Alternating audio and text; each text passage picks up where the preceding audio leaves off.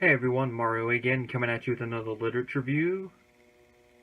Hey everyone, Mario again, coming at you with another literature review, and as you can tell from up there, it's a Star Wars related one this time, and it is of Lords of the Sith by Paul S. Kemp, one of the first Star Wars novels released since Lucasfilm rebooted the canon after Disney bought them out. Now, this is a book I've actually been meaning to read / listen to since it came out. I mean, I started on YouTube when it was on there, but then that one got deleted and I forgot about it until I bought it through Audible. And it's just been sitting on the phone. And since I had to go to a convention the weekend after I'm recording this, I'm like, you know what, I'll start listening to it then. Started listening to it the Friday before. Then I've just been listening to it off and on ever since, and I just finished it, and wow. This is a pretty good book to start the new canon off with. Now, it wasn't the first one, if I remember right, but it is one of the first, and it combined with Tarkin, what I know about it, it is a good way to start off this new canon novel-wise. Now, it does connect to Rebels, because one of the characters, Cham Syndulla, is related to one of the main characters, Hera, and he actually makes an appearance later on, if I remember right. Now, he does mention Hera a couple times, but his role in this novel is that of a freedom fighter, one of the members of a local rebel cell called the Free Ryloth movement, which, as the name suggests, they want to free Ryloth. I can imagine if they had picketers, they'd be out there like, "Free Ryloth now! Free Ryloth now!" Now, from a prose standpoint, Kemp does a pretty good job. This is not his first forte into the Star Wars universe, as he wrote the novels The Old Republic Deceived and Riptide, which I haven't read either, so I don't know how those ones did. But this is his first, obviously, since the reboot. And the prose is pretty good. He has a pretty good grasp of the characters. He's not on the same level as, let's say, someone like James Luceno. I kind of forgot the name there for a moment. He's not at that level, but he's like a couple steps below, which for the Star Wars books is still pretty good, just, not the best. And he's done other novels besides these ones. He is also known for the Irvis Kale trilogy, and he wrote some D&D novels. Like, the Wikipedia article doesn't have the full list, at least according to what I'm reading, but he has written a couple, and he's an avid D&D player, which, that would go hand in hand a little bit if you're an author. Now, the plot takes place about 8 years after the Clone Wars. The Empire has a stranglehold across the galaxy for the most part. As the Free Ryloth movement suggests, there are little pockets of resistance, but there isn't no full-blown rebellion like we see in the original trilogy as of yet. And the Empire is trying to prevent that from happening. Now, with the Free Ryloth movement, they've been doing little attacks here and there, but they need a big one. And they hear about the perfect opportunity because they are getting an official state visit from their senator, who they hate, Orn Free Taa, who, if you know your Star Wars Legends continuity, is the individual who nominated Palpatine for the Supreme Chancellorship. I don't know if the new canon's going to keep that little tidbit in, but I would just love them to keep that tidbit in, because it adds a little bit of dark comedy irony to the situation in this novel. That the planet that nominated Palpatine in the first place is where a bunch of crap goes down. And of course, Taa, he's just a yes man. He loves the luxuries he gets as a senator, but when he has to do actual work of high level, he's like, bleh. He's trying to get out of the visit, but Palpatine's basically leading him by the nose. And he's compared to a rat later on when it's talking about escaping a sinking ship. Now, what only a few people know is that Vader and the Emperor are accompanying Taa on the Star Destroyer Perilous. Now, the reason for this is that Palpatine suspects, or if you're going to go by a more set-in-stone word, he knows that someone in the Imperial chain of command is leaking information to the Free Ryloth movement, and he needs to find out who and how far up the chain of command they go. What better way than to go there and just see how the information leaks? Because we all know how Palpatine thinks. He's always a couple steps ahead of the opposition because of his foresight. Or at least that's how he plays it off as. Now, as it so happens, the one who is feeding the information to the Free Ryloth movement is a colonel by the name of Steen Borkus. He's ambitious. He uses the Ryloth movement for his own ends. He listens to the local moth, a lady named Moores. He does basically all her work for her while she just sits up on the planet Moon and basically just lives a life of luxury. Despises her, and he actually wants to get her job, which is part of the reason he does all the things he does throughout the novel, is he's trying to supplant her. And then when someone has to take the blame, it was her job. It was her job. She failed. Sir, she is not fit for duty. Well, unbeknownst to him, he is going to be blackmailed by Syndulla. And at parts of the novel, he is basically working with the Free Ryloth movement, partially against his will. The reason I say that is that he wants to get rid of Moores, but since he knows he's being blackmailed, it's kind of like, okay, I want to do this, but I'm doing it begrudgingly because you're being a jerk about it now. Ooh. What they do is that they use a lot of old droids and some other flying machines to attack the Imperial Star Destroyer and bring it down. A lot of people end up dying, but the main targets, Emperor and Vader, escape. And they end up on the planet Ryloth on foot with a couple guards. And they got to deal not only with the Free Ryloth movement, but with the indigenous wildlife. So it's a chase. Everyone's trying to get Vader. The movement's trying to get Vader. And the Emperor, Delian Moores, is trying to find him after she crashes, because Orcus is trying to take her out too, because she is going to bring the hammer down on him. He's like, take out two birds with one stone. You got Moores and them trying to find her, and even Borkus is trying to find him because he wants to try to take him out in a manner that it seems like they're just going to be, a casualty. Friendly fire, as it were. And at the same time, Vader suspects that he's being tested by the Emperor, which is a minor spoiler. In the end, we find out it's true, which anyone who knows the relationship between Vader and the Emperor knows that he's always being tested, especially this early on in his apprenticeship. I say early on, it's been 8 years, but in the grand scheme, this is still early compared to 23 or 24 years into it by the time of Return of the Jedi. The very last thing the Emperor has him do, basically massacre a bunch of Twi'liks who were witnesses, partially due to Vader earlier having one be spared due to him blocking an attack with his lightsaber. He really sees where his master is coming from. And as he says later on, he understands them completely. That's from the comics, in case anyone's wondering.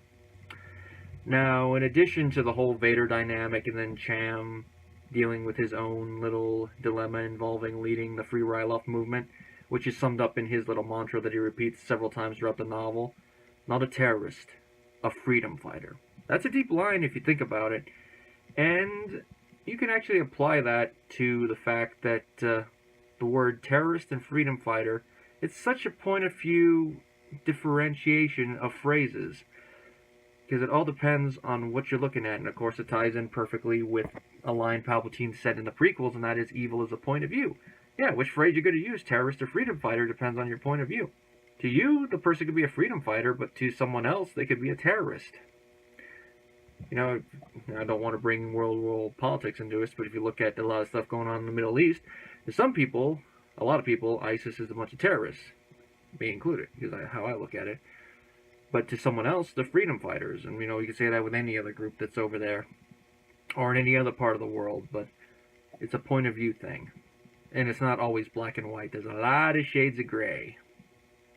Now, getting off of that, then we got Cham's love interest, Isval, who is a fellow Twi'lik. Her little thing is that she despises humans, and I mean despise, all capitals. Now, the reason for this is that Ryloth, since it's under Imperial control, they use the Twi'liks as slaves. Kind of like the Wookiees. It's hard to say who has it worse off. I'd say the Twi'liks to a point, and that's being that they're humanoids, and the females at least, are objectified by male humans. I don't think I need to elaborate what I mean by that. I mean, just look at the Twi'lik slave dancers and you know what I mean. And Isval had to deal with that a lot before she ran away and joined the Ryloth movement. Now, the language when she's remembering this and going through her head, it's very vague and it doesn't say anything explicit. But the way that Kemp words it, it's very obvious that Isval was taken advantage of in a sexual manner by humans. Like I said, it's something you have to read between the lines, but it's obvious there. So you can understand with that in mind why she feels the way she does about humans, and you can't really blame her. It'd be like if you were to look at female slaves in American history who were abused that way by their masters and ask them, well, why do you hate whites? Why do you hate blah, blah, blah? You understand after that. You can't really fault them. Even though it apply to all humans, and just like in that other situation, use an example to apply to all whites. Extreme, but like I said, you understand it. And that's why in her little subplot, she actually does what she can to help free other female Twi'lek so they don't have to suffer the same fate. There's actually a scene where she does just that, and you're like, ooh, that's brutal. And of course, her ending is what you would expect from her. She has a nice little moment with Vader where he actually says something and you're like, oh, I get it. Orn Free-Tal, I've already mentioned him. He's mainly there just for shock comic relief, but he works. The thing about the character of Moff Mors is that when we're first introduced to her, we don't really like her. Because it seems like she's a typical high-level bureaucrat that basically just uses her rank to enjoy the privileges and then just passes off all the responsibility and work to her subordinate, but will pull rank if he does something that seems to mess up, even if it's not his fault. Which is how Colonel Borkus is trying to pull it off at first to Mors, until she figures things out. But as the story goes along, she starts to get back to back into the swing of things, even though at first she's like, oh, I actually have to do work now. And we see the way she is because her spouse died, and she hasn't been the same since. Now, this ties into an interesting little first involving her in that, as far as I've been able to read, at least with this new canon, definitely, Moff Mors is the first openly gay character in the Star Wars universe. Now, I know some people are going to go, what does that mean? No big deal there. Yeah, it kind of is and kind of isn't. It's kind of unique because, like I said, I can't really think of any other character in the Star Wars universe that was openly gay. You know, not counting things like Jabba, where there were hermaphrodites in the old canon, and now they actually have male and females in the new one. But it's not like it's a big in-your-face thing. It's a very, very subtle thing that it's only mentioned a couple times in the novel, and if it wasn't for those little sentences, you would never know. You would just expect, oh, her husband died. But they actually say the term wife and mention a name, so you know, oh, yeah, she is gay.